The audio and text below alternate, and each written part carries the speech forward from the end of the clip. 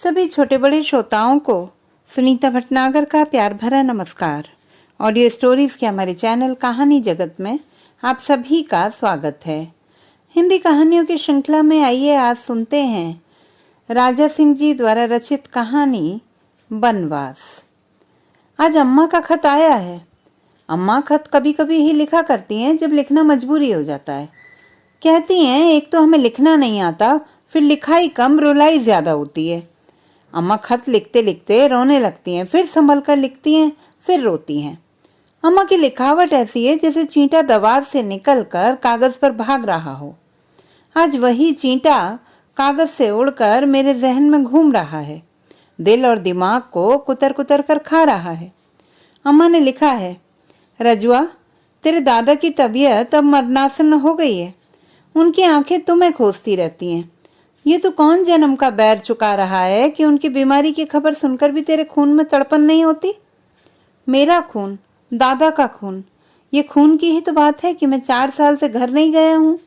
दादा का खून बोल रहा है, अगर मेरे खून से पैदा हो तो मेरा मरा मुंह ही देखना।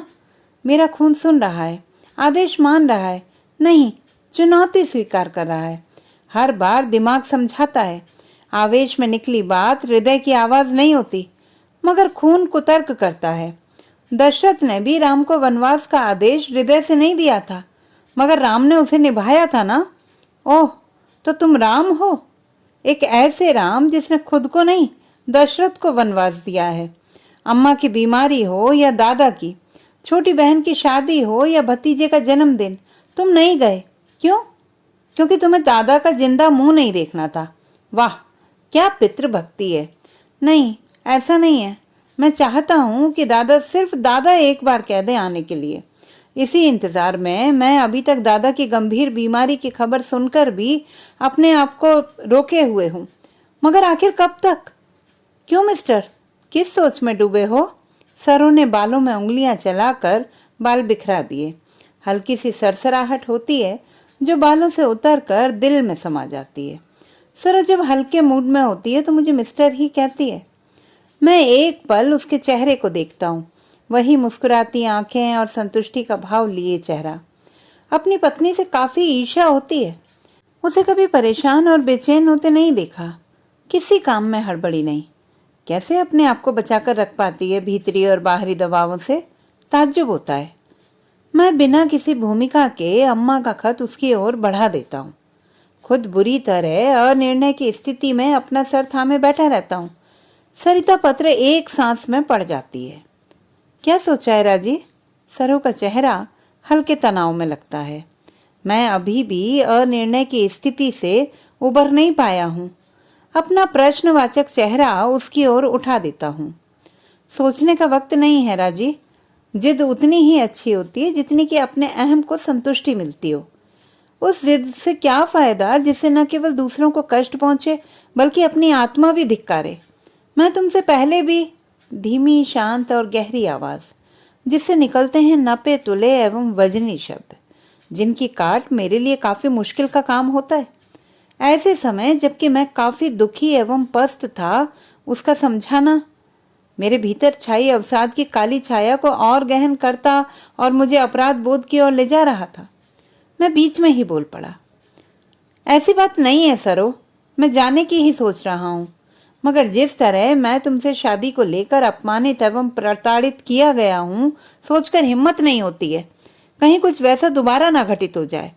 मेरे भीतर आंसुओं का रेला चला था जिसे मैंने जबरदस्ती आंखों से पहले ही रोक लिया था, मगर चेहरा शायद मेरी यातना कह गया था।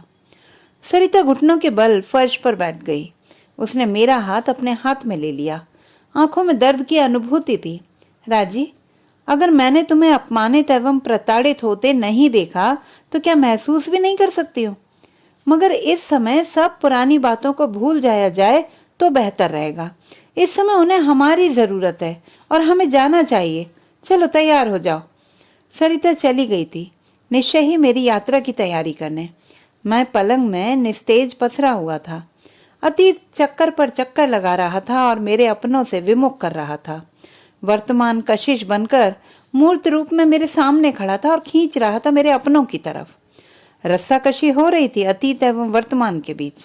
अरे, तुम अभी तक तैयार नहीं हुए? सरो को देखता हूँ तो देखता ही रह जाता हूँ। शायद रोकर आई है, आंसुओं से धुला हुआ चेहरा, शायद अपराध भाव से ग्रसित होता उसका चेहरा। अपने को रोकता हूँ। मेरे अंदर कहीं कुछ ऐसा नहीं है कि मुझे सरिता को लेकर कभी पछतावा हुआ हो। फिर सरिता ही ऐसी क्यों लग रही है? सरिता एक आवश्यकता है मेरे लिए। उससे बेहद प्रभावित हूँ। उसके दो टूक निर्णय लेने की क्षमता का मैं कायल हूँ। साफ और बेलाग विचारधारा और उसी के अनुरूप उसका आचरण। कभी कभी सोचता हूँ सरों में क्या कमी है, सोच नहीं पाता हूँ। सरिता के विशाल व्यक्तित्व में समाता चला जाता हूँ। मेरा नाम सरिता कोरी है। कॉलेज के दिनों में डंके की चोट पर अपना और अपनी जाति का परिचय देती हुई दबंग लड़की, पढ़ाई में ज़हीन और कॉलेज के हर समारोह की जान, जिसके आसपास मंडराने के लिए तथाकथित उच्च जाति के लड़के बहाना खोजा करते थे और उन्हें बुरी तरह लताड़ती एवं फटकारती सरिता कोरी। मेरी तो उसको देखते ही हालत खराब हो जाया करती थी। एक तो उसका बहुमुखी मुखर व्यक्तित्व का रौब, ऊपर से बेमिसाल हुस्न, दोनों मिलकर मेरे भीतर दहशत पैदा किया करते थे। उसको देखकर काश सोचने वाला एवं आहें भरने वाला मैं भी था। आज वही मेरी पत्नी के रूप में मेरे साथ है। पता नहीं सरिता कोरी ने मेरे में क्या देखा कि मेरे जैसे दब्बू से घुलती चली गई और अंत में कुमारी सरिता कोरी से मिसेस राजीव सिंह बन गई। एक दिन मैंने पूछा तो सरों ने बताया, राजी तुम ही ऐसे थे जो मेरे तलवे सहलाने को आतुर नहीं रहते थे। स्वाभाविक है, तुम में कुछ ऐसा अपना था जो औरों में नहीं था। सरो, सरिता मुझे बिस्तर को छोड़कर कभी कभी पत्नी नहीं नजर आती है, सिर्फ एक सच्ची दोस्त ही लगती है। मैं उससे कभी तथाकथित पति का व्यवहार नहीं कर पाता हूँ। राजी, एक बात कहूँ, मैं भी तुम्हारे साथ चलना चाहती हूँ। हैं? ये क्या कह रही है सरो? अवाक सा मैं उसे देखता रह जाता हूँ। उसकी आंखों में टटोलने लग जाता हूँ उसकी कही बातों का अर्थ। सरो उस घर में जाने को कह रही है जहां उसके साथ संबंध होने की वजह से ही अपने लड़के को पनाह नहीं लेने दी गई। सारे संबंध मृत हो गए थे। मेरे एक निर्णय से मेरे घर में भूचाल आ गया था। दादा की तानाशाही सत्ता को पहली बार चुनौती मिली थी। दादा बेचैनी से टहल रहे हैं, आंखों एवं पोर पोर से चिंगारियां छूट रही हैं। बार बार उनका हाथ लाठी की चांदी वाली मूठ पर चला जाता है, मगर पता नहीं क्यों वापस हो जाता है। गालियों की अनवरत श्रृंखला जारी है, जिसका निशाना मैं कम, सरो ज्यादा बन रही है। मैं सामने दीवार से टेक लगाए खड़ा हूँ। अम्मा जमीन में बैठी हैं, पति और बेटे की हरकतों को सशंकित दृष्टि से निहारते हुए। किसी भावी आशंका से भयभीत उनका चेहरा सहमा सहमा सा लग रहा है। बाहर बरामदे में भैया, भाभी और गुड़िया बैठे हैं, अपलक कमरे की ओर आंखें और कान लगाए, जिनके लिए दादा की इच्छा के सामने सिर झुका देने के अलावा कोई विकल्प नहीं है। घर के सभी लोग ये मानते हैं कि माँ बाप जो कुछ करते हैं अपने बच्चों के भले के लिए ही करते हैं। भगवान जो कुछ करता है अच्छा ही करता है, इस बात से मुझे भी इनकार नहीं है। मगर मैं ये भी मानता हूँ कि हर मामले में माँ बाप ही सही होंगे जरूरी नहीं है। बच्चे भी अपने लिए बेहतर सोच सकते हैं, कर सकते हैं। दादा गरज रहे हैं, रंडी कुतिया के चक्कर में पड़ा है साला घोंचू। सरो, सरिता रंडी है, कुतिया है। शब्द कान में प्रवेश करते हैं और शरीर की धमनियों और शिराओं में फैलते चले जाते हैं। खून उबल उबल कर निकलने लगता है और हाथों की पोरों में इकट्ठा होने लगता है। ऐसा लगता है कि हाथ लोहे के हो गए हैं।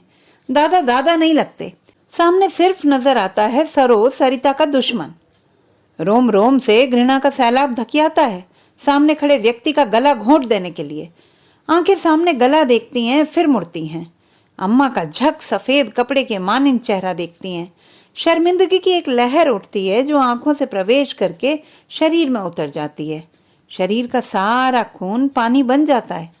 असहायता के बोझ के कारण शरीर दोहरा होता चला जाता है।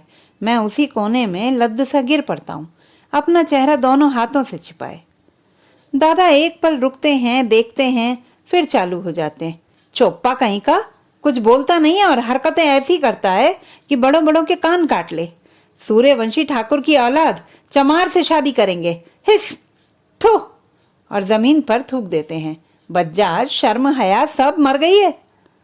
क्या चमारों में खून नहीं होता है, या फिर उनका खून दोयम दर्जे का होता है? उनके संस्कार किसी उच्च जाति की लड़की से कम नहीं होते। मेरी आत्मा और पढ़ाई एक साथ बोल उठती है। मादर, ज्ञान बघारता है। दादा रौद्र रूप में आ गए थे। उनकी एक लात उठी थी मेरे शरीर को गड्ढमड कर देने के लिए कि बीच में ही अम्मा आ गई। दादा की लात लहराती गई और फिर वापस। भैया, भाभी एवं गुड़िया भागकर कमरे में आ गए थे किसी अनहोनी को टालने की गर्ज से।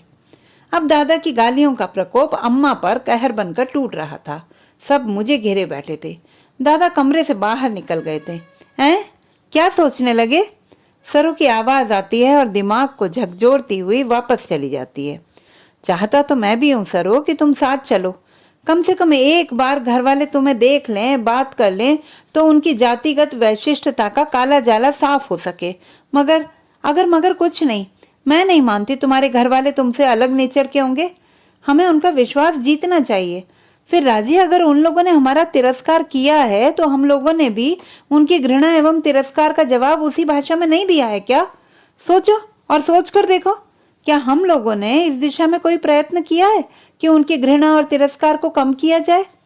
निसंदेह नहीं। राजी, बच्चे के पैदा होते ही मानव उससे अपेक्षाएं और कल्पनाएं करने लगता है और उनसे जुड़ी सुख सुविधाओं से अपने भविष्य को सजाता है। सदैव उसी के अनुरूप उनका प्रयास रहता है, इसलिए अपने और समाज के संस्कार लादने लगता है। जब कोई बच्चा उसकी अपेक्षाओं और कल्पनाओं के विपरीत आचरण करता है, उनके संस्कारों को ठोकर मारता है, तो उस व्यक्ति का तिलमिलाना स्वाभाविक ही है। ये व्यक्ति विशेष एवं उसके संस्कारों पर निर्भर करता है कि उसके अपने विद्रोही लड़के के प्रति क्या प्रतिक्रिया होती है, कितनी गहरी, कितनी व्यापक। फिर भी कोई व्यक्ति सदैव उसी तिक्तता से नहीं रह सकता जितनी भावनाओं के चोट पहुंचने के समय होती है। गैरों के साथ तो ये कुछ हद तक संभव भी है, परंतु अपने खून के प्रति ऐसा संभव नहीं हो पाता।